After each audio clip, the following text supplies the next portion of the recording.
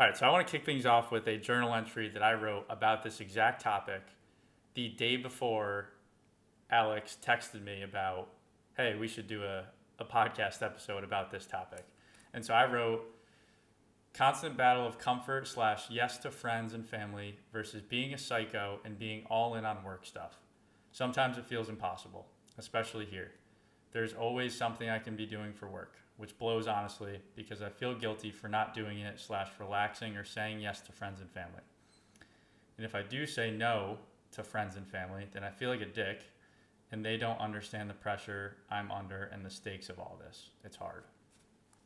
So, I mean, that's kind of like, that's where I'm at with this in a nutshell. It's that constant back and forth of, should I be really going hard at my goals of the future and getting there and all this stuff that I'm focused on and getting after the life that I want to live. That's one end of it. That's me when I talk about being a psycho. But the other end of it is having the presence and enjoying where I'm at today. And so that's really like all that we're going to talk about today and how we can actually, I think a lot of us are going through that in this stage of life. Like, how can we actually get through this? So, Lop, where have you felt that tension? How have you experienced this, like, kind of in your own life? Yeah, well, as you said, I experienced it the other day when I texted you. And similarly, I wrote pretty much identical journal entry of like enjoying where your feet are, but also understanding how much you want to accomplish. I think everyone goes through it, and it's tough because I think social media now, and that's one of the main things I was talking to you about, was social media tells you like what a successful day is, like all this stuff you should be doing, but also like still have time for friends, family, everything. So I think it's just a constant juggling act. Um, and I experience it with work, friendships. Like when you're doing one thing, you feel like you're neglecting the other. So I mean, we'll talk about it a ton, but I think that's where I face it the most. Yeah, I think that's a good way to say it is yeah, when you're doing one end, you feel like you're neglecting the other and then you kind of feel that shame towards it. So what for you, I think this would be good to give some kind of context to people listening. Like what are you going after? What is that future kind of picture of success, those goals that you have 5-10 years down the line, that life that you are chasing? Can you paint kind of that picture and what you're after there? Yeah. So as you know, I set out on coaching probably 3 years ago at this point. And when I started, really my main goal was just be able to be a full time baseball coach and be like, I knew I wasn't gonna get rich from like coaching baseball. Some do eventually, like that would be awesome, but that's not why I'm doing it. It was more I wasn't happy with the 9 to 5, and I knew like there was more out there for me. So that's kind of what got me into coaching. And then I think now the goal is that I am a full time coach is honestly win a national championship. Let's go. Um, that's pretty much the goal. Obviously, there's smaller goals along the way that you have to hit in order to get that, but I'd say 5-10 years that's the main goal. What about like life goals? What else? Because I think that's a great, like we all have those career goals. That's a very big career goal for you. I think also just, you know, continuing to grow as a coach and be the best coach that you can. It's also how do you win a national championship? Well, for you, what can I control about that? It is being the best coach that I can. But what about those like life goals? Maybe those things outside of the career stuff, because I know I kind of sometimes neglect those. Yeah, I mean, to be honest, I haven't like sat down and really put those on paper. Yeah. And I think that kind of ties into our conversation is like setting those goals is kind of scary, in my opinion, but also necessary in a way because then you know what you're chasing after. But recently, it's just been feeling like, all right, make a stride each day towards being a better person, being a better coach, trying to maintain and build relationships. So again, I'm not really thinking, I guess, long term in a sense with those goals. If we're talking 5-10 years, like married with kids, sure, that's a goal. Yeah. And just being more, I guess, I don't know if balanced is the right word, but I guess balanced in a way of like managing everything better, whether it be career, like time management with career, time management with relationships, like personal finances, whatever it is, like just getting better in all of those areas. Yeah, I think for me personally, like the goals that I have, kind of like you, the very big goal is career focused, and I think that's where a lot of people are at in terms of what they're chasing is that career, that fulfillment in your job slash financial freedom, time freedom as well. Um, so that's a very big bucket in terms of what I'm chasing. I think also too, you know, the family, like wanting a family, wanting to be married, having the kids, like I think also traveling, like I'm living at my parents right now, being able to move out, like all those things I think personally to me contribute to like it being easy for me to be very future focused because on paper it's like, well, not making a ton of money right now, am single, am living at home with my parents. Like the business isn't technically where I want it to be. All this stuff, I'm not there yet. And so, like I said, I use the word like being a psycho because sometimes that's just how I operate. That's how I work best. It's being fully engulfed in what I'm doing, which is in a way being present. Like it is being present, but I know that I'm doing it one mostly because I do love it, but it is to reach some future goal. And so I think moving it like just like what the problem is that we're dealing with. I think it makes decision making challenging, right? Like it what am I supposed to do right now? Right? Should I relax? Should I take that day off? Or should I really go hard at what my goals are? And that's I think the duality that a lot of people face. Yeah, I think the decision making becomes very challenging, and I think we end up. I think in those instances we're listening like it's a battle between our heart and our mind almost. Like our mind is telling us like keep going, grind, like you got more in the tank, and then our heart could be like, hey, like take a day off, you might need it. So I think listening to each of those is very challenging, but I think trusting your gut and just I think you learn more as you go too, like understanding what you need. Like in coaching, for example, for the first year of doing it, you're saying yes to everything. It's like recruiting event in Maine, you're going. Recruiting event in Rhode Island, you're going. Oh, you're going to Connecticut the next morning? Yeah, you're going. But I think, and our head coach has helped me a lot with that, is understanding like it has to be a balancing act, or one, you're going to burn out with coaching, or two, you're neglecting all these relationships outside of coaching, and then what do you have after that? Yeah.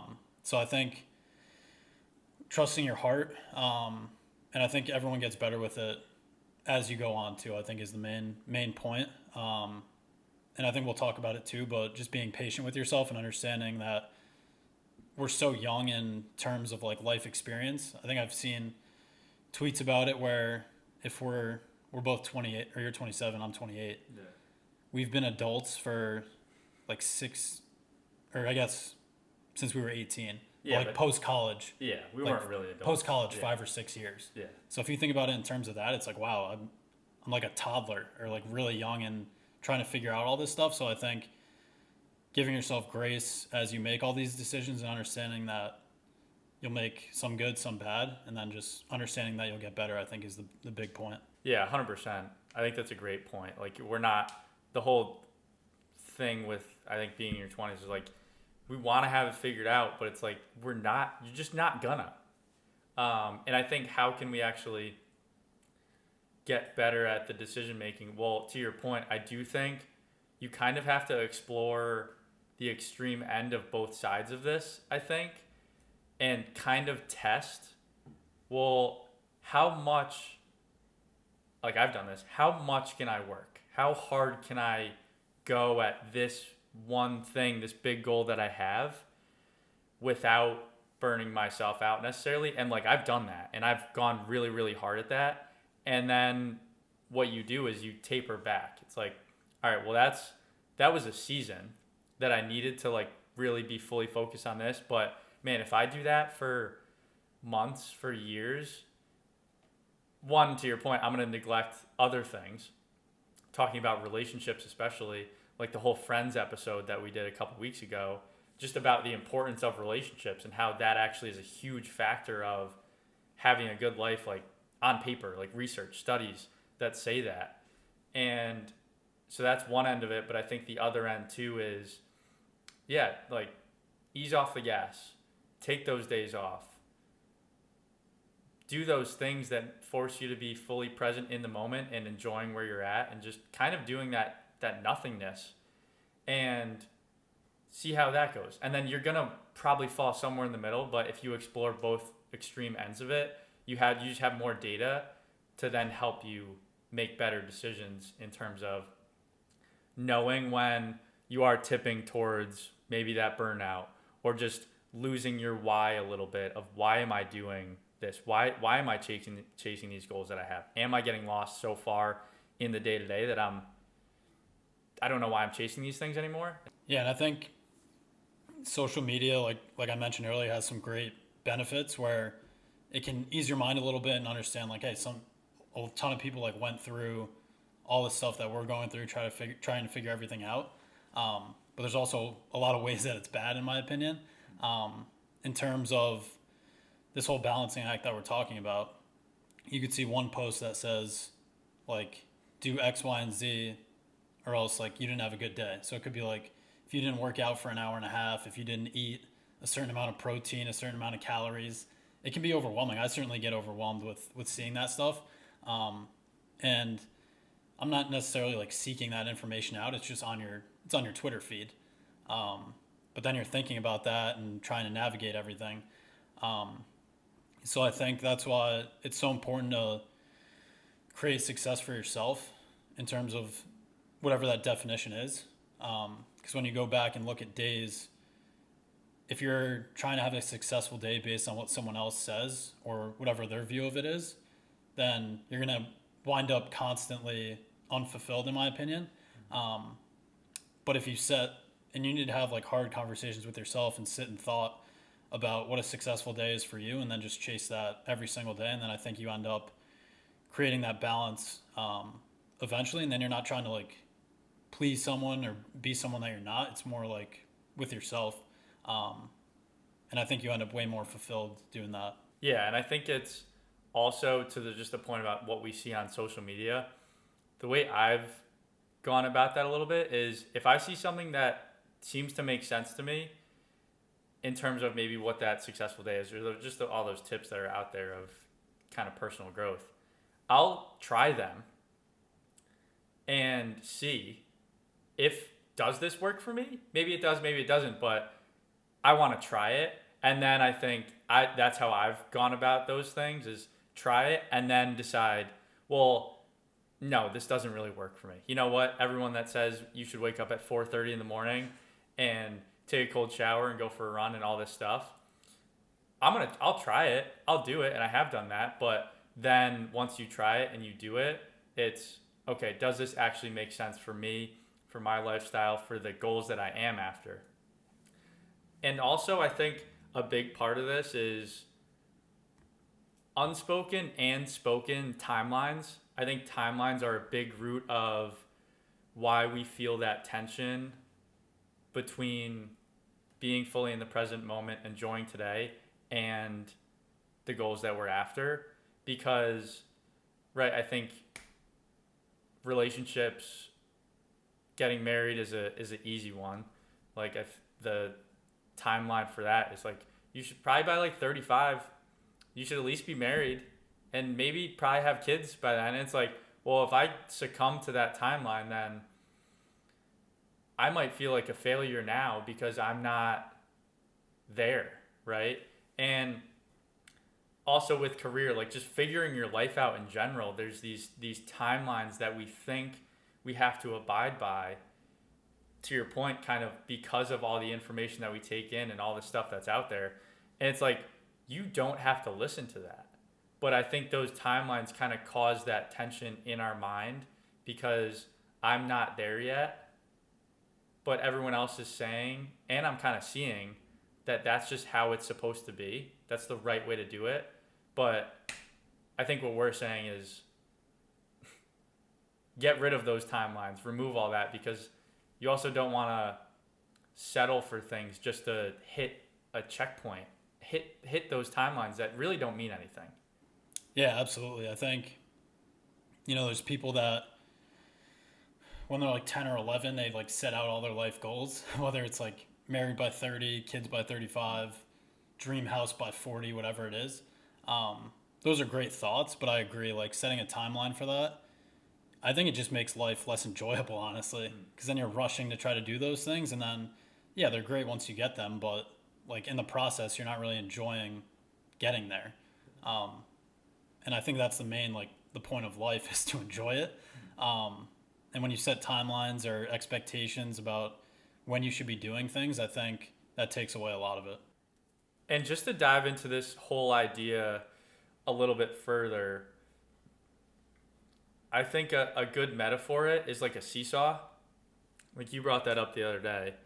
It's like a seesaw of one end is those future goals that I have, that life that I'm chasing, and then the other end of it is being fully present and enjoying where I'm at today, and not needing to rush through and just hope that this season just gets over as fast as possible to then get to that other side. And I think there's positives and negatives to being on each end of that seesaw.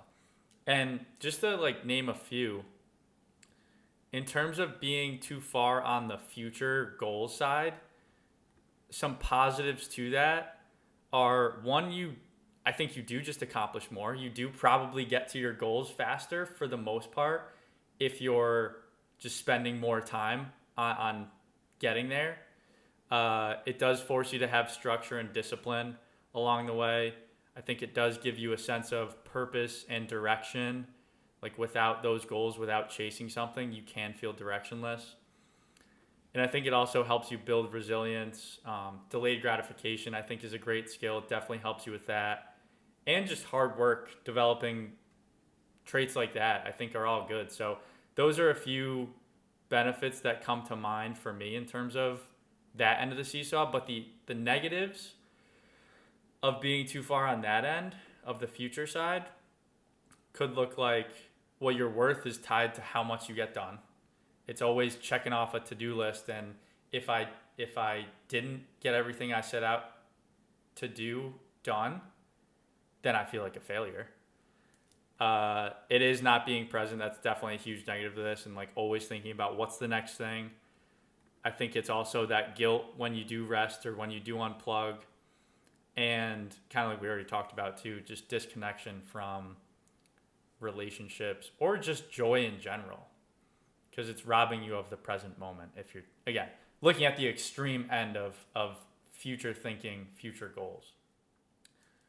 What, Lop, for you, like, let's look at the other side. What are some positives, negatives for being too far on the being locked into the present moment and enjoying where you're at side of things? Yeah, I think fully immersing yourself in the present moment, I think you have more peace because you understand, like, all right, this is the present moment. There's like nothing else matters in a way. Stronger relationships, I think. I know it's clear when I'm talking with people. I can even like feel it when I'm thinking about something else. And I'm like, I try to snap myself back into it, which is tough. If you're thinking about a to-do list, you're thinking about what needs to get done. It's really hard to like sit in conversations and like be fully present, which is whoever you're talking to, they deserve that attention.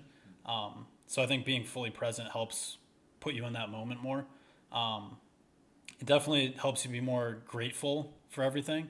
And that's a tough one too. Just, I think sometimes you have to be intentional about that when, like we talked about, if you're not where your quote unquote ideal life is yet, it's really hard to be grateful for what you're going through, but then you end up being grateful looking back on it. So I think like teaching yourself to have that gratitude in the present moment helps you in those moments.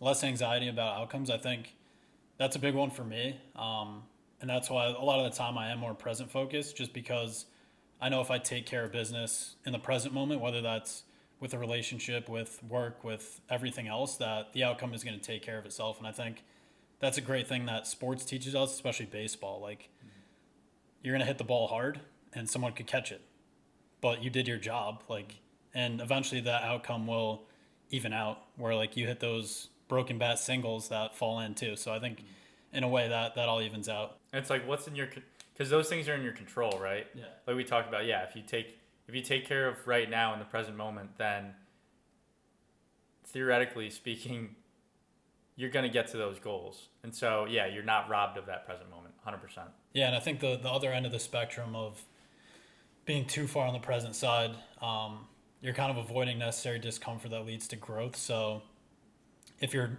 strictly present moment, you're not thinking about those goals, and you don't really have direction, or you don't know like what areas you're trying to grow in.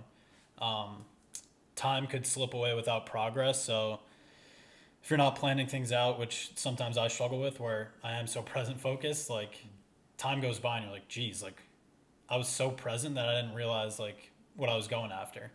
And then I think if you're so content with the present moment, not wanting more, you can end up regretting like not chasing after things.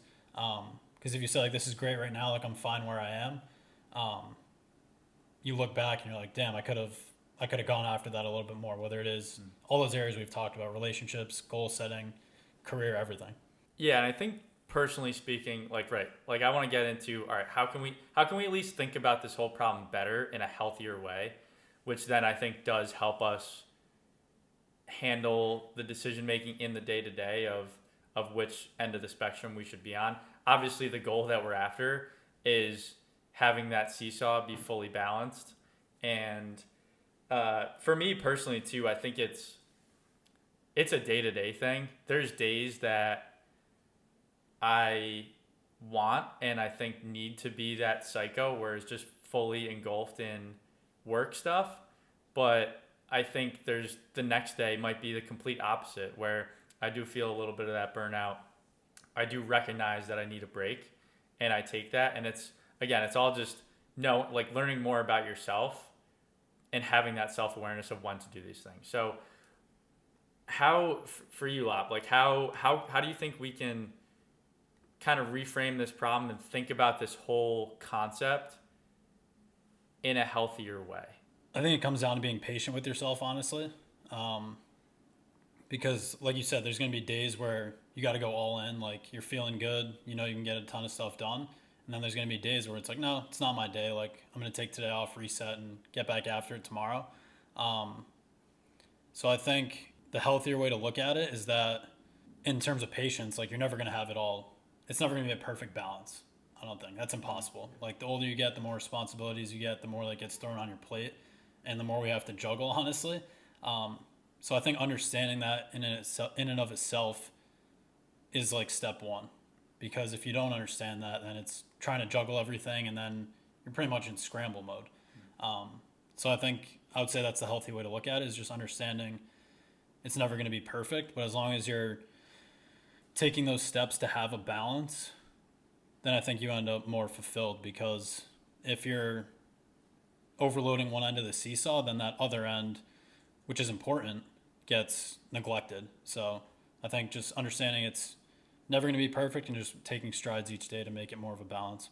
One thing that helps me, a video that I'm going to try and play, I don't know if this is even going to work. It's probably going to sound like shit when I play it, but a video that I found a while ago, this is probably 2 years ago, from Mike Dot, OG Mike Stud. This clip it's all about being present and a perspective of life that I think is a phenomenal one. So let's see if this works. One of my favorite philosophers, Alan Watts, said this: "The meaning and purpose of dancing is the dance itself. Like music also, it is fulfilled in each moment of its course. You do not play a sonata in order to reach the final chord. It's not a race to the end of a song. If the meaning of things were simply in the ends, composers would write nothing but finales." So like life is a dance. When you're dancing, you're not trying to get to the end of the dance. In fact, you're trying to be in the dance. You'd actually prefer it doesn't end. Yeah. So everyone's like worried about like, oh, I got to do this, and then that's just getting back to like the journey is the destination, Right. And Right. the closer thing that I was talking about, you know, when I made closer, like, it's not. This whole thing is it's all the dance. Whoa, that was an accident. Um, no, I think that's actually, I send text messages to myself sometimes, like things that I like. And I think that was the first text message that was the one that I was like, I need to save this somehow. How do I do it? So I sent it to myself. But yeah, I think that encapsulates a lot of this whole life is a dance. And whether good, bad, whether you're where you at, whether you're where you want to be or not, most of us, everyone's not where they technically want to be. But I think also understanding that no one's really where they want to be, it's like, do I want to live my whole life that way? I don't want to always be living this life chasing that next thing, always so future focused. If I'm not there, then I'm unhappy. Like, I've been there, and it's not a fun place to be. And so I think just understanding that life is a dance, we're not, and music is a good metaphor for it, and obviously the dancing part, but when you're in the song, when you're listening to the music, when you're in the dance, you're not trying to get out of it. You want to stay in it. You hope it doesn't end. And I think that's just a reframe, at least that's helped me to pull myself back into the present moment. Yeah, I think that's so spot on. Because I think if you're only happy when you meet goals, like for example, I won't be, and this is not me, but like I won't be happy unless I win a national championship in the next 5 years. That's just unrealistic, one. And then what's the point of like doing everything up to that if you're only going to be happy if you get that goal? So that means like, and we talked about the Giannis quote, that I think they got knocked out in like the semifinals or conference finals, and the reporter was like, do you consider the season a failure? He was like, no. Like, we had a great run. He probably loved the group of guys he was with. And then he asked the reporter, like, if you don't get a raise one year, does that mean like your whole year was a failure? And the reporter was probably like, no. So I think that's a great point of, if you're not enjoying the present moment and the chasing of what you're after, whether it is work, relationships, everything else, then you kind of get lost in what you're trying to get to as opposed to why you started doing it. And then you're not enjoying the journey as much. Yeah, I think you brought up like your why, right? Why are you doing this? And I think that's where, if your why is just that that more materialistic, that trophy, whatever that X amount of money, that marriage, I do think if that is your why, if it's just to get there, then I've thought about this, like what happens when you get there? There's going to be a next day. What happens on that next day? What happens on that next week, that next month, that next year?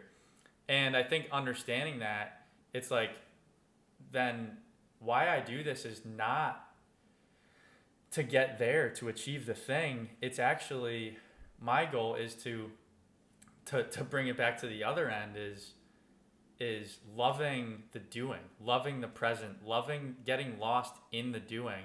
And I do think sports is a pretty good metaphor for it, because if your goal is to just always win the championship, then when you have those down years, you're gonna feel like a failure by the end of the season. But at the same time, you need those goals. You need to be chasing. It's having a vision, having a future that you're after, like that championship for sports. But it's knowing that, one, there's a pretty good chance it might not happen. And I need to kind of make peace with that. Because why I'm actually on this team, why I'm doing this, is because I love to do it, and I love the people around me that I get to do it with every day. And I'm sure you've obviously felt that in sports, in your journey, as a coach. But if you're always focused on just winning and getting and checking that box of that goal you have, then you're gonna be let down. I think one of two things can happen. You're gonna be let down when you don't get there. But if you do get there, then you're setting yourself up for a massive drop off, I think, when you do get there. Because then it's like, what's the goal? And then you set a new one, but then it's the rat race of always chasing that. And then you live your whole life that way. Cool, man, you accomplished a lot, but you didn't enjoy it. It was just always chasing the next thing. And at the end of the day, a lot of those materialistic things, everything's going to go away. And then when you strip all that down, what are you left with? Yeah, I mean, I think, yeah, sports again is a great metaphor for what we're talking about, and it just brought to mind like Jeter's career, and I think he was so goal oriented, so focused on winning. I think he did enjoy playing, but I've heard him talk a lot post career about he wish he enjoyed it more. Like there's so many memories that he doesn't remember from his playing days because he was so laser focused on winning. That's eventually what got him in the Hall of Fame. But yeah, I'm sure there are times now where he's like, damn, I wish I enjoyed it a little bit more. Because I think you can balance it, in my opinion. And that's, I think, the whole point we're getting at is you can still have these lofty goals. You can still chase relationships, career goals, and still enjoy where you're at. I think that's the message, because I think a lot of times people think you can't have one without the other. So like, I'm going to chase this crazy goal, whatever it is. All right, I need to make sacrifices and neglect everything else. Or I'm going to become relationship focused, which means I need to take a step back in my career. I don't think that's the case whatsoever. I think there is a balance that you can have with all of it. One of my favorite speeches of all time is Matthew McConaughey's Oscar speech. In it, he talks about how the thing that he's chasing is himself, like the hero that he's after is himself in 10 years. And he says that, I know I'm never going to get there. I know I'm never going to achieve that. I'm never going to be perfect. But that's okay, because it always gives me something to chase. It always gives me that vision of, I want to be that amazing father, that amazing husband, that amazing actor, whatever I'm doing.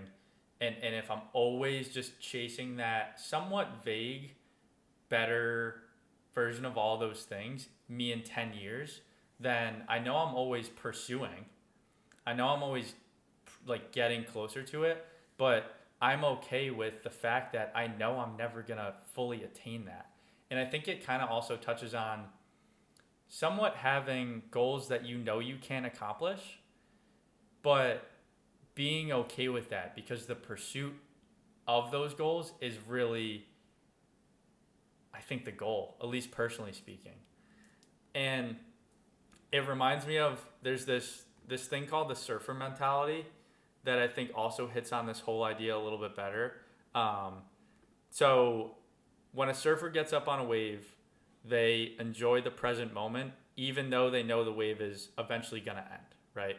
I'm not a surfer, never surfed, but it sounds about right. So they enjoy this wave while knowing there are always also going to be more waves that are coming. And they understand that you also can't catch any waves when you're sitting on the shore. You have to put yourself in the water in order to catch the waves. And so the moral of the story of this surfer's mentality is to fully embrace whatever wave you are currently on.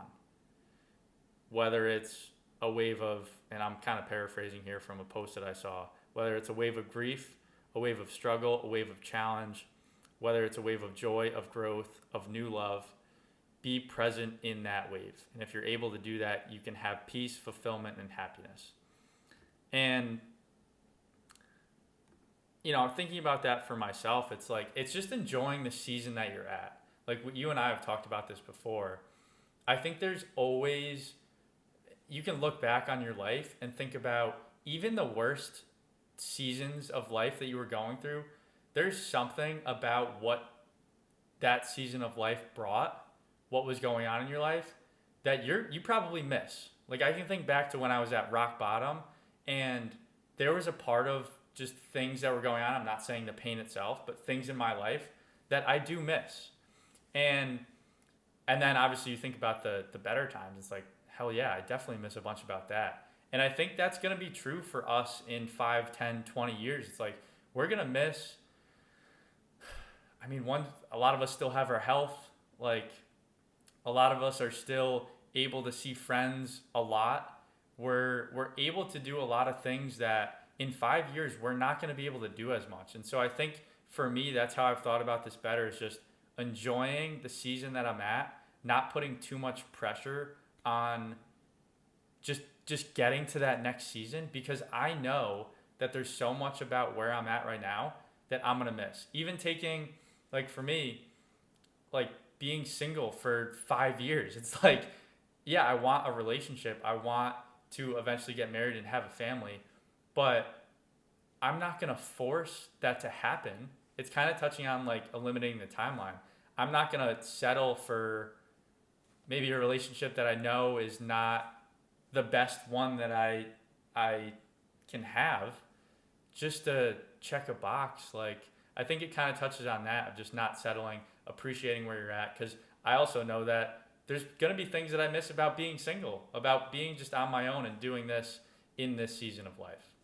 Yeah, I think you hit the nail on the head, and I think realizing that is a superpower on its own, that I may never reach like certain goals, and I'm okay with that. Um, I think about a lot about when your season ends in sports. That final day, you're crushed that you didn't reach the goal, but you're also so proud of everything that you accomplished. So like this past year, we lost, and it made me like emotional just thinking about like all the practices and just the great times throughout the season with a really good group. Um, so you realize, like, again, the goal is obviously win it all, whatever you're doing. Um, but then you look back and you're like, damn, like there were some really cool moments in that when, again, the goal wasn't reached, but I think you can find a lot of growth, and it makes you better going through everything that led up to that final outcome or goal, whatever it is. Yeah, I like that too, because I mean, you and I coached together.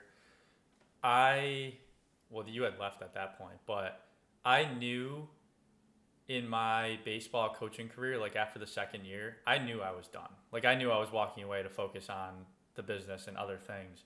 And I remember that last spring season, which was so much fun, but I was also going so hard at business, at creating the best program I could when that was my focus of, um, with that team.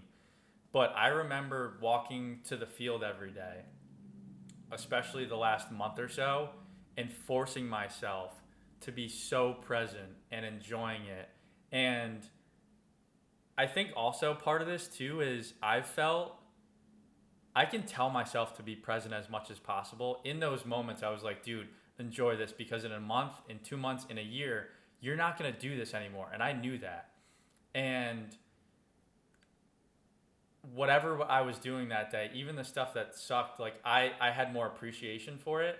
But on the other side of things, I was also telling myself that and still not fully doing it. I think that's part of it too. It's I can tell myself all these things to be more present, to enjoy this as much as I can, but it's almost like it's more of a sensation. It's more of a feeling. It's more of that than just forcing yourself to think about it. Man, just be more present. Just be more present.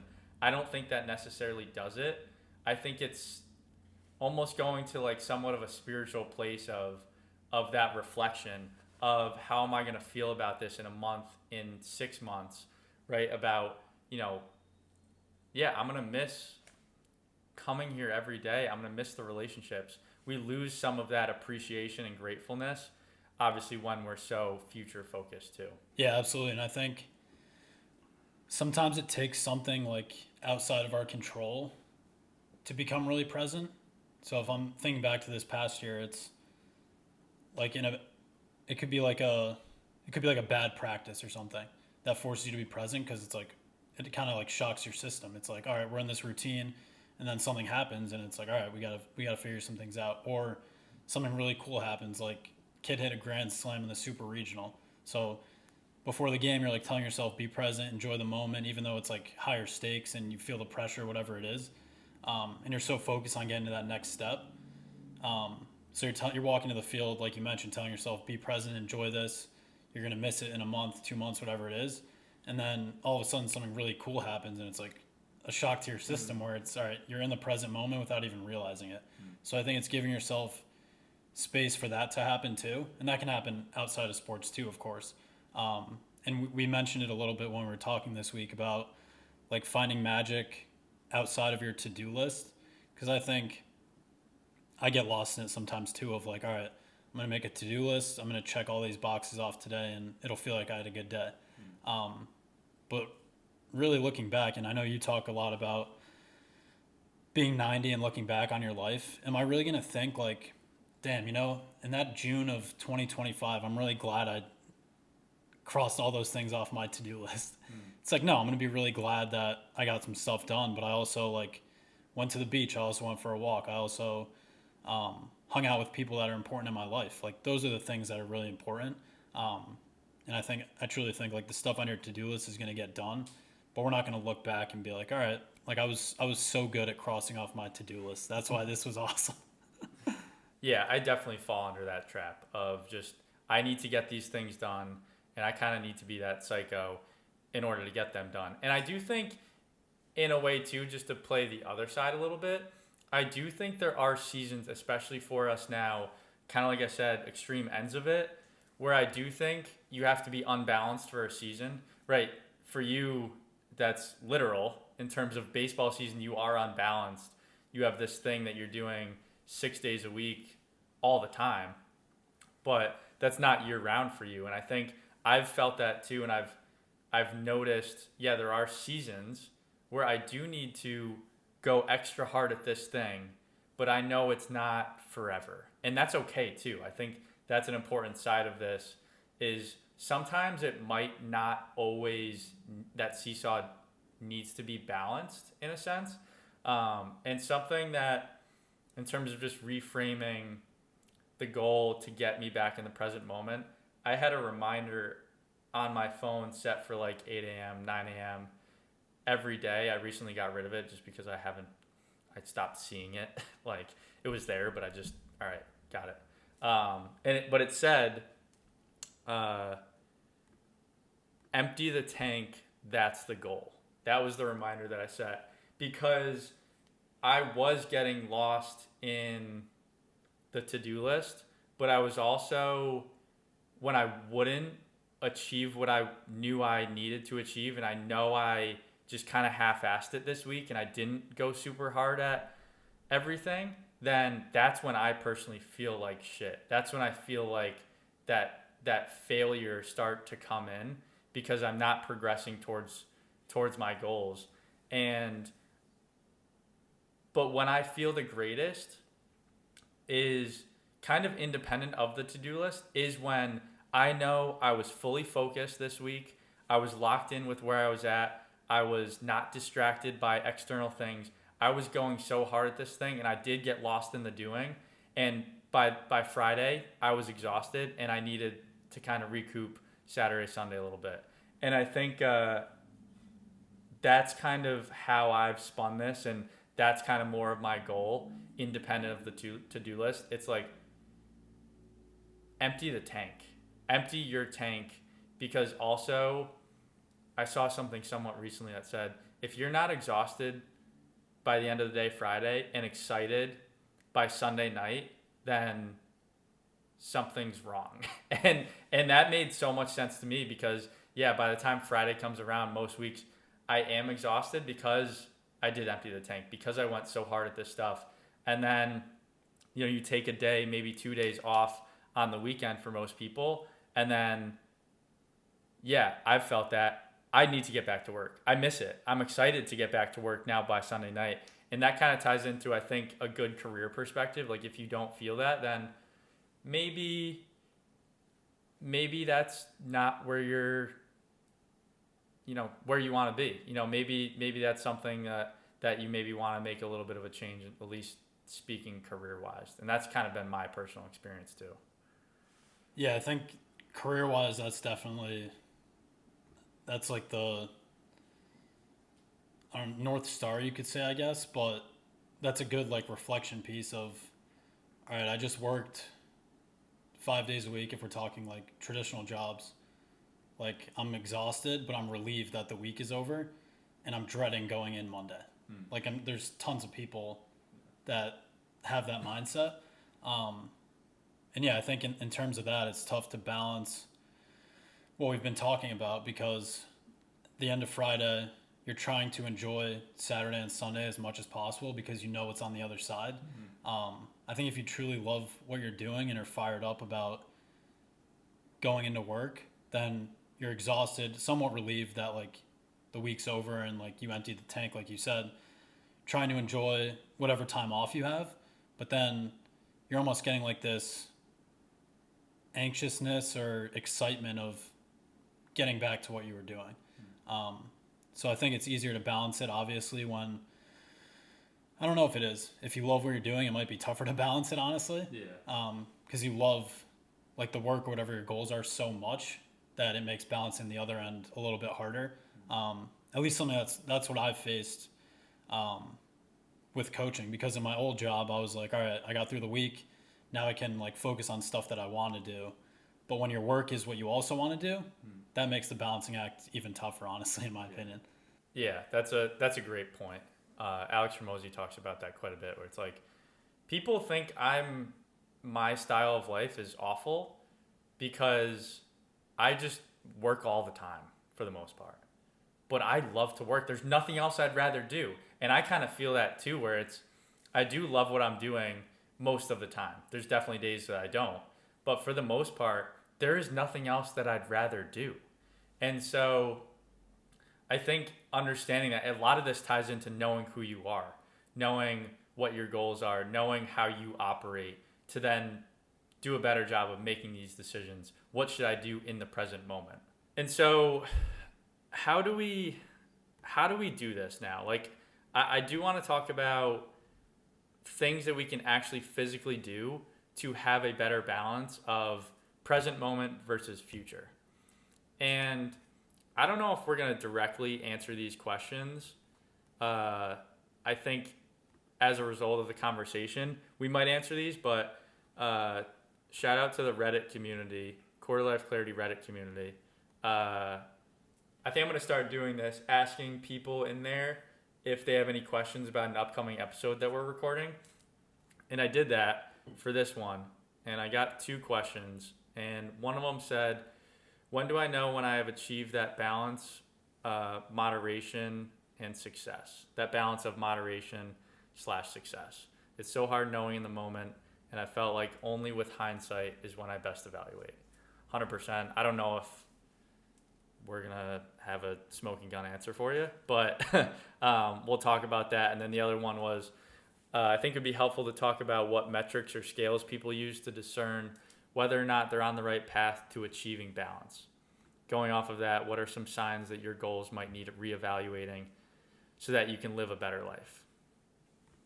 So we don't have to like explicitly answer those right now. We can kind of circle back, but what can we physically do, Lop? Maybe how have you found this balance within the seesaw?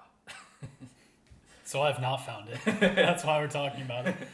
Quick interruption. If you're enjoying this episode and you found it valuable, my one ask is that you share it with a friend. I think the only way that this thing really grows and Quarter Life Clarity makes the impact that I believe it can and will have is if people like you take a second to send it to someone who you think might also find it valuable. And I know when we send people podcasts, we think we're sending them work. I've been there. It feels like that 100%. And I always like to say, if I'm sending them a long podcast, hey man, I know you might not have 90 minutes to kill, but I found this valuable. And if you listen to it, great. If not, that's okay. Have a great day. That's all it needs to be. And if you haven't found it valuable, then that's okay. Like, don't send it to a friend. Thank you for being here and enjoy the rest of the episode. I think understanding that I haven't found it is a good thing in a way. Because if you find it in your 20s, then I don't think anyone has found it in their 20s. But yeah, it's almost 30s. like you're kind of not supposed to, in a sense. Like, going back to the extreme ends, like, figure that side out and then, find the balance later, kind of. Yeah, so first I have not figured this out yet. But yeah, it's the chasing of it that I think we're all after. So I think some ways I try to create that balance is I started I've been off and on with like my calendar because in the beginning I felt like it was another to-do list of okay, you have to be here at this time, and if you're not, then you're doing something wrong. But I've found that it's better to block off time so that you can put your mind in whatever frame you're supposed to be in during whatever's on your calendar. So it could be like recruiting, that's my job for the day. And then it could be hanging out with my girlfriend, seeing friends, going for a walk. That's kind of the other end of the seesaw, if you will. So I think just making sure that there's always a mix of both every single day.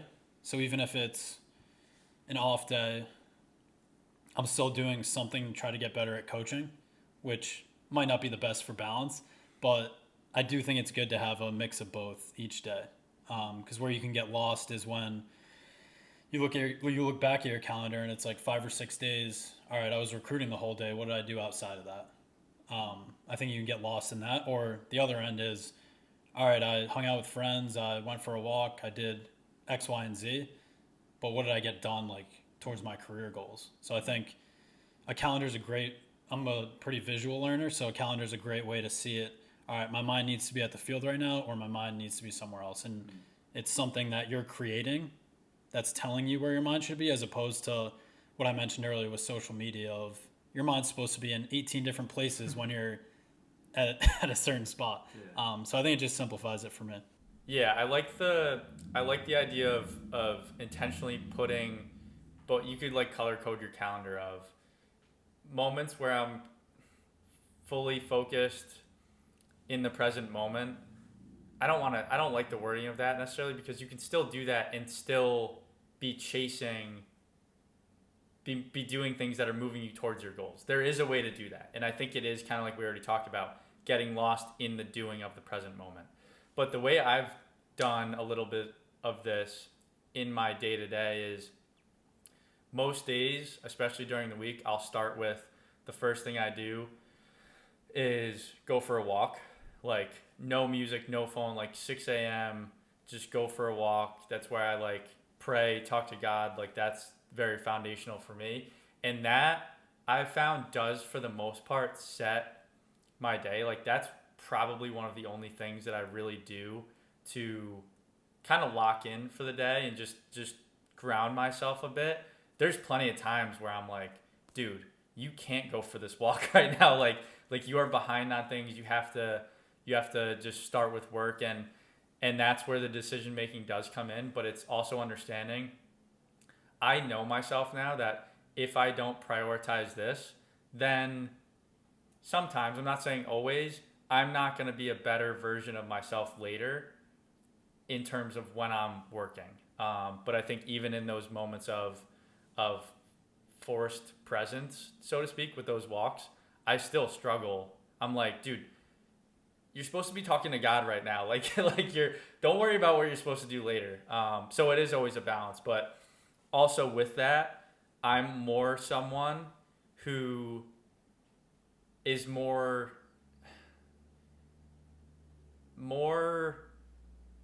week to week, I think, in terms of having a differentiator. Like from Monday to Friday, just for easy, way to break up the week, because sometimes I do work the weekend, but say Monday to Friday is like my psycho mode. Like I am this like Black Mamba side of me, like going hard at my future goals while also hopefully getting lost in the present of the doing. But that's where I'm very like one end of the seesaw. During the week, I love to lock in. I do like working. I love moving towards and making progress towards my goals. But by the time Friday night rolls around, like I am shutting off completely, and I am on Saturday, you know what? I'm taking the whole day off. That's kind of how my brain works. Like I'm here, like we're hanging out for these 2 days where obviously this is work mode for me. But after this, I am shutting off completely, zero work mode. I am like drawing that line. And so for me, it is a little bit more black and white, but I think how I get there is also going hard at the week. You know what I mean? If I don't go hard at the week, then going back to the empty the tank thing, then I feel that like I half-assed it, that sense of failure that, man, you should go back to work, and work for me is just in the backyard. So it's so doable. But all that to say, I think it's, again, knowing who you are. I do think building in both throughout your day is great, but also know who you are, that maybe it's days on end where you are more on one side, and then you draw that line. And it's like, all right, I circled that day on the calendar. This Saturday, I know I'm doing this with friends, or I'm just focusing on, you know what, for these 2 hours or 3 hours, I'm just going to lay down on the couch and binge out because I know I need a little bit of that to hit the reset button. Yeah, that's a great point. I do think there's a sense of satisfaction that comes with, like you talked about, emptying the tank. I think that allows you to enjoy those times off much more because you know, like, there's nothing lingering. But I've also found too, like, there's always going to be more to do. So I've tried to find like enjoyment even though like not everything has been accomplished, if that makes sense. Because I think if you're, like we've talked about, if you're waiting for like that accomplishment or that goal until you're happy or present or enjoying the moment, then I think it sometimes creates, I don't know if it's unfulfillment is the right word, but then you can kind of be chasing this thing and then you're just getting lost in the result essentially. But yeah, we were talking about in terms of the process of just getting after it, going all in, and then enjoying yourself after. I think that makes a lot of sense too. And I think it's tough. Like, I'm sure there's times when you're off where you're like thinking about work. Like, it's impossible 100%. it's impossible to shut it off fully, I think. And I think that's the thing I've struggled with a little bit, is thinking that I can just turn it off. Like, I can just stop thinking about baseball or coaching. And I think realizing that's important, is you're never going to be able to shut it off really. But it's finding healthy ways to get outside of it in a way. As much as I love it, like, there's times where like you have to be present in other things. And if you're thinking about a scouting report, thinking about how many guys you're going to bring in, thinking about what the practice plan is the next day, then again, what we've been talking about, you're losing that present moment where you're at because you're thinking about what's ahead. So I think no matter what you're doing, if you love it, if you hate it, there's got to be strategies to being in that present moment. Yeah, I think also, I mean, we talked about journaling. I think just reflecting on the past is a pretty good thing to do to help you appreciate where you're at today. Like, what would you a month ago, a year ago, 5 years ago think about what you're doing right now? A few years ago, me would be pretty pumped about what I'm doing right now. I don't go around thinking that all the time. I don't think you should think about that all the time, but having those moments, I think also, if you do journal, like rereading things from your past, rereading what you wrote a year ago and just where you were at, I think it does help you appreciate some of that progress. But I do think, to play the other side, is when I get done with things, I oftentimes immediately I'm okay, what's the next thing? Because this season I kind of need to be fully like just volume, like getting things out there, like going as hard as I can. But I've thought about that, and I love the doing. You know, I love the doing. I love the journey of completing, you know, from start to finish a podcast episode, whatever it is. That's where I'm not doing it to get results, so to speak. I'm not doing it just to get it done. I know I need to get it done, but I think there's a healthy way to look at this in terms of, it just goes back to the personally speaking, I enjoy the doing. That is kind of the goal for me, and getting there, achieving the goal of, all right, a podcast episode, a trophy, a relationship, those things. Yeah, I want them, but I know I'm kind of far from those things. So mentally, I can't always think about the end goal, because then that's where the stress and anxiety comes in of, You're not there yet. But if I do these things, if I create a good podcast, if all this stuff, I am so focused on the day to day, then to your point about earlier, those things are going to happen. So it's almost like they're going to happen on their own timeline. I don't need to set a date when I know I need to win the championship or have the relationship or make this amount of money by, because that's when I think the stress comes in. And I think just also what we're talking about too is just, I think removing timelines is always good practice. Yeah, I think that's a great point you made of thinking back to like last year, 2 years ago, and if you told like that version of yourself what you're doing now, they'd probably think it's pretty cool. And I think we can get lost in that when you're in the day to day of it, when you're in the routine of everything that comes along with daily life. It's so easy to forget that. And I think about the Ole Miss doc that we love, that we've seen probably 10 times. We got to watch that today, dude. Yeah. That's been a while. I know. About the 2022 team that was like way under 500 in conference. They make the NCAA tournament. They end up winning the World Series. But one of their starting pitchers, I think he was throwing in one of the World Series games, and he was like, yeah, I felt stressed. Like I'm on the biggest stage in the game. But as soon as he took the field, he was like, I let the little kid in me like walk out to the mound and see it. And I think if you don't have that view, you can't really appreciate where you're at. Even if you do accomplish those goals, because you're going to be in the same headspace when you get there. If you don't look back and be like, hey, what would 8-year-old me think about what I'm doing right now? So I think if we constantly remind ourselves of that, it can bring that sense of peace in a way, and grace. And I think grace is like the whole thing that came to my mind around this topic was, all right, I'm not at my quote unquote like goals yet. How do I find grace within that? And I think it is looking back and being like, all right, dude, like how cool would 8-year-old you think this is? Yeah. And it's as simple as that. You don't even need to answer it because you already know that they would think it's really cool. Yeah, just sticking with sports, because I do think, I mean, we're both sports guys, but I think it's a good example. It's a good metaphor for what we're talking about.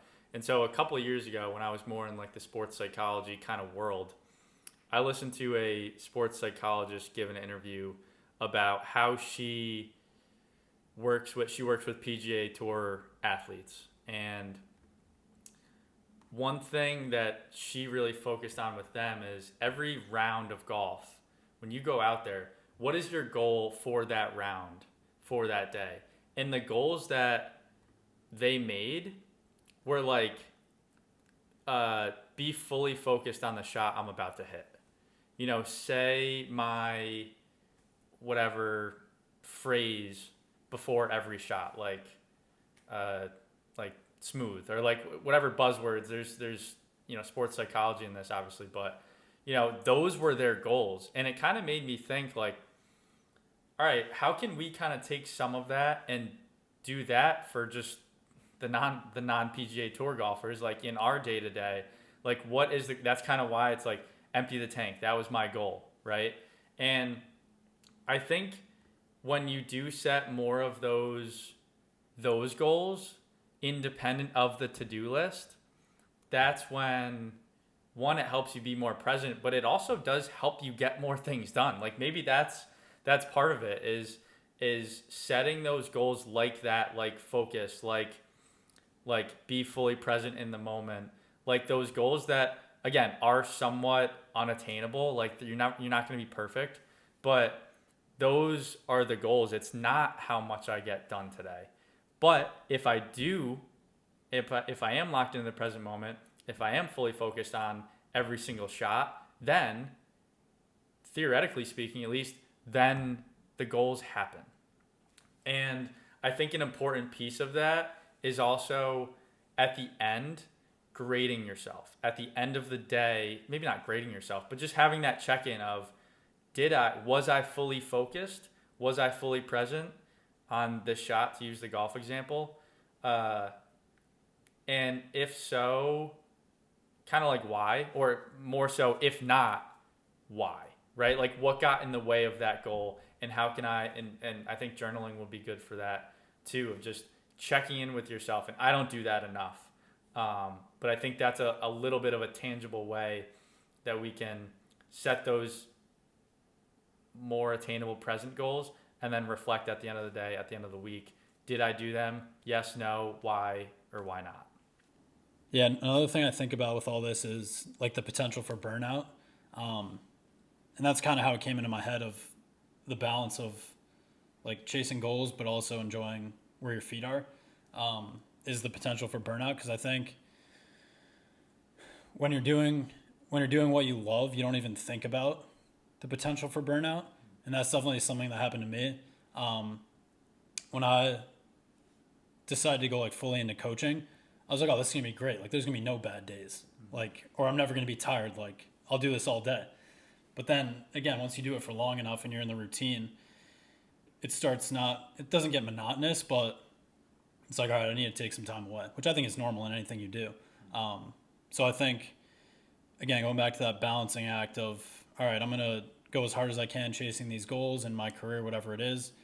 But I also want to be able to be a good friend, be a good boyfriend, be a good person day in and day out.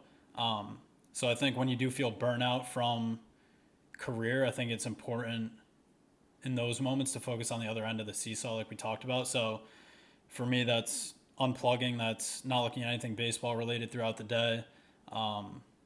Trying to lessen the relationship with my phone is something I continue to struggle with, but I joke about getting a flip phone one day just to make it simpler. But I do think like you can't truly unplug if your phone is right next to you the whole time because you're going to look at it. So I think that's the number one strategy that I've been working on and trying to get better at, because then you can truly unplug. Like if you go for a walk, like you mentioned, without your phone, there's nothing distracting you besides like your own thoughts or external things, but that's an opportunity for you to get fully present and just be in that moment. So I think walking for me has been a good one too, and just trying to get away from everything coaching baseball related for a little bit because I know it'll be there when I get back. I think that's the most important piece to when you feel burnout is knowing that you can step away, like everything's going to take care of itself, and you'll get back to it. I think that's the biggest piece. I know you mentioned like sometimes you feel shame if you take time off, which I understand. Like I think everyone goes through that, but it's understanding like the work will be there waiting for you is the main message. Yeah, and you're not going to die if you're not doing it, right? Like we're not, as much as we love what we do, we're not saving lives like from a medical standpoint or curing cancer or all those like really tough and important jobs. Like it'll be fine. Yeah, I think we overdo or overthink how important things actually are. Like we lose some of that perspective because to us in our world, this thing is so important, but you really look at it as like, well, if I didn't do these things, then what's going to happen, right? Is it just going to be me internally freaking out or is there an actual real consequence that potentially affects other people? Well, then we need to make a decision there. Yeah, it made me think of Ted Lasso, which I know we both are huge fans of. But I think it goes back to identity, which we've talked about a ton. Because if your identity is what you do for a career, then if you don't have a successful day, then if your identity is in that, then you feel like an unsuccessful person or whatever the case is. Like talking about failure, if you failed that day, like you feel like a failure as a person if your identity is in that work. And back to the Ted Lasso piece, I think it was the second season, but Roy Kent was retired at the time, and he was trying to figure out like what his next steps were, and he was getting like really pissed off because like he was a soccer player, that was his whole life. So then his girlfriend asks his niece like, Phoebe, what do you think about like your Uncle Roy? Like how would you describe him? And she named like 5 or 6 different things describing his personality, how he treats her, like memories they've had together getting ice cream. And she didn't mention being a soccer player once. So like that's a slap in the face because it's like, all right, like, yes, I love what I'm doing. I'm going to try to chase all these things and attain all these things. But at the end of the day, like, the people that are important in my life aren't going to be with me or like love me because I'm a good coach. Like, that's not the reason that they're in my circle. So I think that's a really important perspective to have too. And I think, I don't know if this ties into it, but I think about dogs a lot too. In that case, like, I think Kirk Herbstreit talked about it. Like, he loves his dogs because no matter what he did at the studio, if he had a bad or crappy day, like, they're always happy to see him. They don't know like what went on at the studio, like what went on in his personal life. Like, they're always happy to see him. So again, dogs and people in your circle, they're not with you because you're good at your profession. I think that's the message in terms of balancing everything. Yeah, I have so many thoughts. I threw a lot at you. No, it's great. I think just talking about identity, I think I'm so glad you brought that up because I think a lot of it does. I wrestle with that. Is where do I find my identity? A lot of my identity is found in my work, and that's a big bucket. And so, I think personally for me, how I try to combat that is, like I've talked about, like, my identity is rooted in my faith. And so that helps me to think about, when I am too future focused, when I am too like career, that bucket, like locked in, you can forget about those other things and you can forget about, well, your identity is actually not,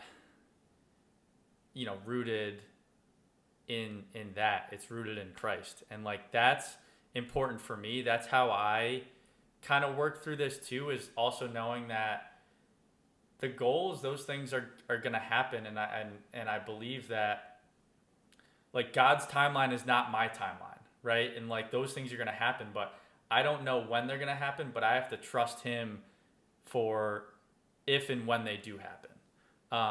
And so that's something too. I think where is your identity is a great place. And for me, it's like, if it's not in my faith, and this is a day-to-day thing, it's not like an everyday, like, oh, I'm perfect and my identity is rooted in Christ. Like, I know that. It's like, it's hard. You have to work at it. But I think for me, checking down to that and always remembering that and reminding myself of that through daily disciplines, like reading my Bible, like having the prayer time, those things do remind me that that's the most important thing for my life. Not that work isn't, but it's just, that's number one. And when I am rooted in that, like, that's when the other things are also better taken care of. So that's one thing. A super simple thing that I've done to help myself be more present is literally looking down at my feet. Like 2022, summer of 2022, we talked about loving where our feet are. And because I do struggle to stay present and get on that end of the seesaw, I literally, like, you could do it right now. Like, look down at your feet. Doesn't it do something? Like, it forces you to be present. Does it not? Like, it's such a weird, like, I'm doing it right now. Like, you just look down and you realize there's no place else I can be than right here, right now. Right? My mind can be thinking about what I have to do tomorrow, next week, the future goals that I'm after. But you know what? I can only be right here where my feet are. I can't solve that problem that is 2 weeks down the line. What can I do right now, maybe, to get there? Or maybe, you know what? It's so much out of my control that I'm just not even going to worry about it, right? I'm going to look down at my feet and I'm going to realize the best thing that I can do right now is be right here in this present moment. And I think when I do that, it's a little bit of a deep breath. It's a physical cue that you can give yourself to just be like, all right. Also, like, faith, like, it's going to work out. Like, you're okay. The world's not ending. Yeah, that's a great point you made about having your foundation in your faith, because it's something that's stable, that you know is always going to be there, and that you know is somewhat in your control in terms of like practicing that faith, where whatever whatever the day throws at you, whatever your career throws at you, like you always have your faith as like a crutch almost, or something to hold you up. So I think that's a huge piece of identity. Whatever your foundation is, it's picking something that's stable, that you know you can go back to when stuff hits the fan. Because if you don't have that, then it's a lot of anxiety, it's a lot of unknown.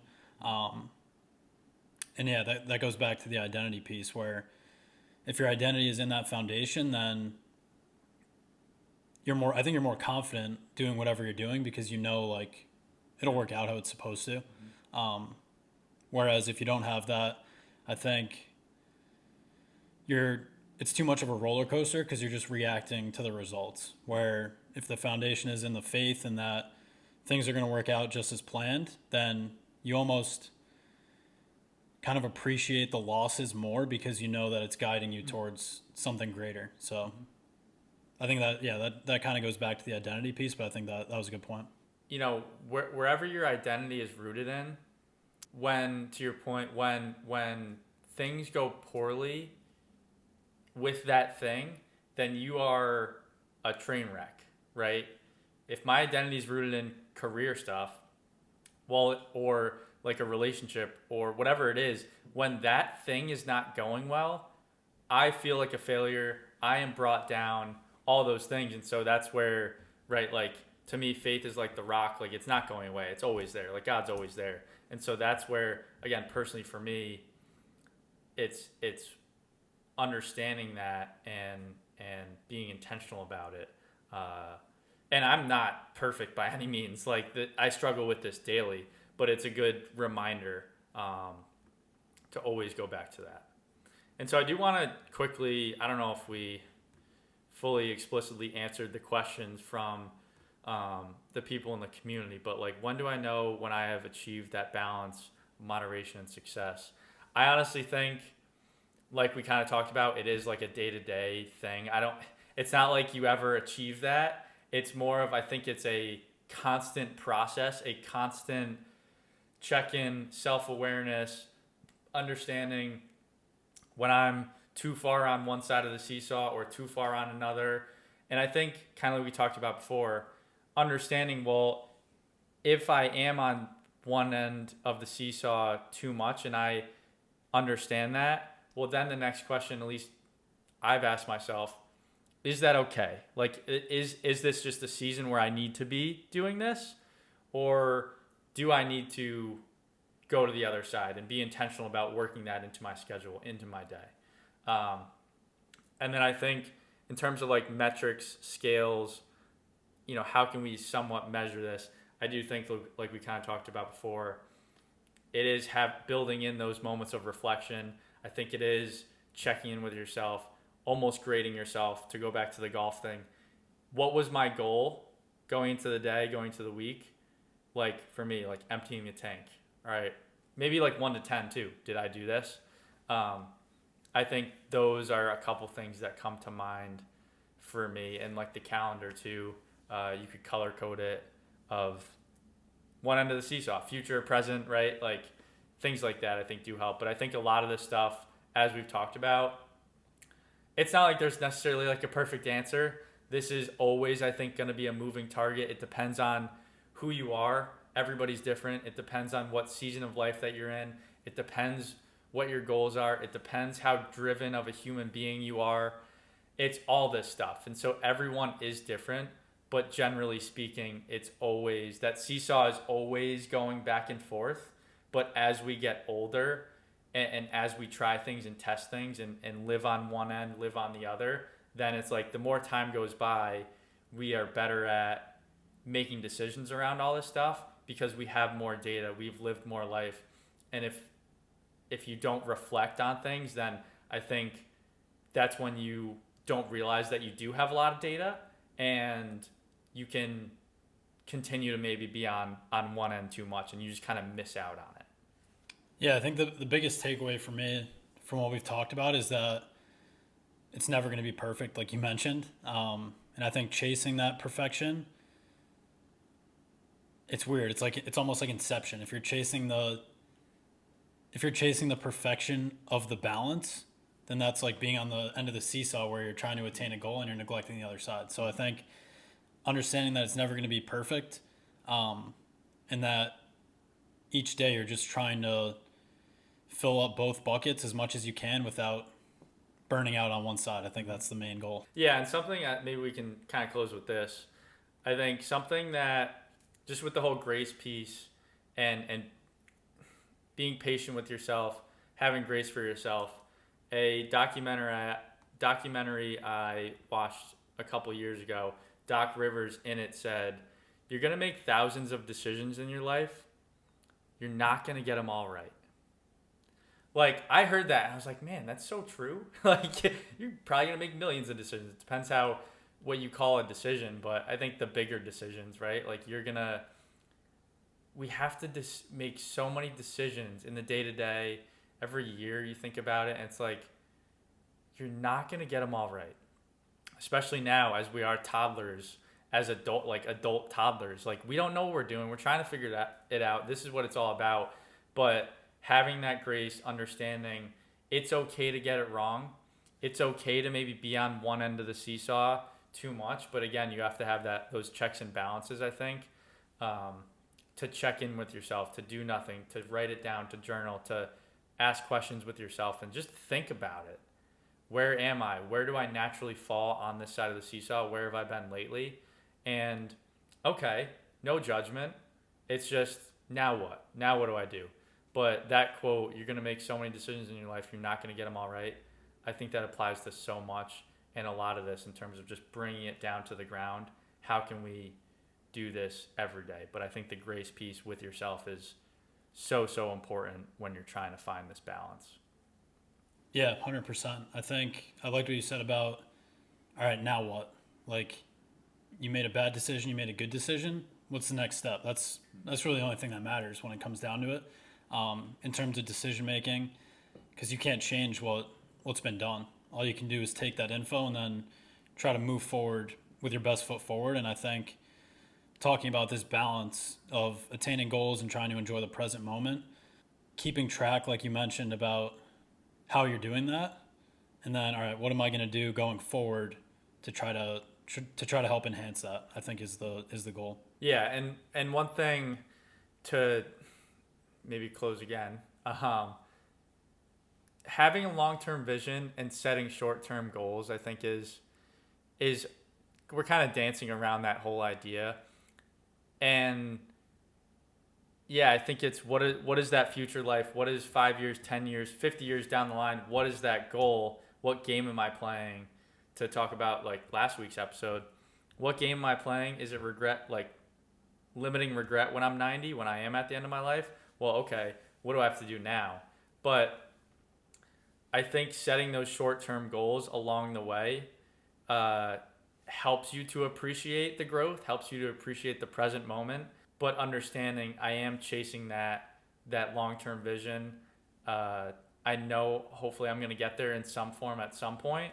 I'm not putting too much pressure on myself for it to happen at this date, at this specific time, in this specific way.